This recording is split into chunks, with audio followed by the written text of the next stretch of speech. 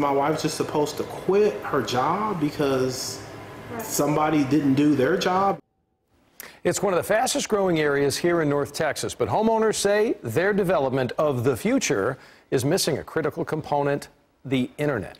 So they called our Kristen Severance for consumer justice. Not having internet is a pain, but if you work from home, it's a non-negotiable when buying a house. That's why these homeowners say they asked if high-speed internet was available before they decided to buy there. Just relocated with our company. Moved in December 22nd. We actually signed the contract for the home probably this time last year. All of these homeowners bought homes in Paloma Creek and Little Elm.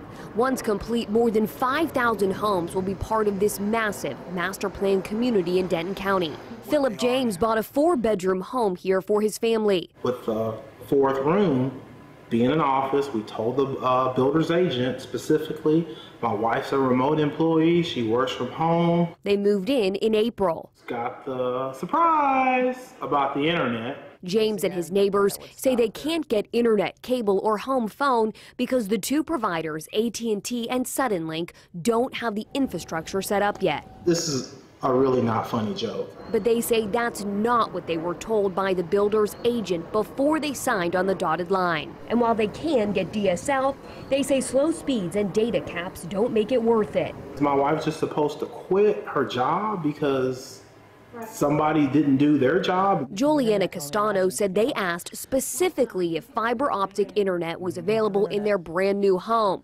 They found out the day they closed, it actually wasn't. I have been wanting to pursue going back to college to get my master's degree. That's not something that's possible right now because of the fact that I don't have internet service. Shalina Brown found out during her final walkthrough. The cancer survivor needed surgery right after she moved in. With spotty cell service, she didn't feel comfortable recovering in a place so cut off. I actually had to move back home for about 6 weeks with my family. In order to, just in case something happened. The homeowner said they've sent a total of more than 100 emails to find out why they were given the wrong information. I have called AT&T, I've called the builder, I've called the HOA, I've called the freshwater district.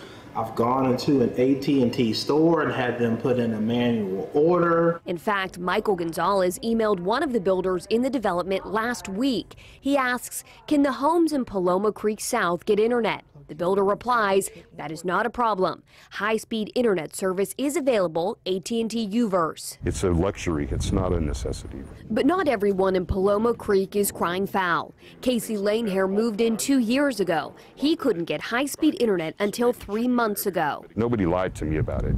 I knew what I was getting. I knew from, common sense of knowing that what was going on. But this group says a 5-year-old community should offer services to every home or at least be upfront about the homes that can't have it. Just dig the hole and put the cables in there and let us get on with our lives.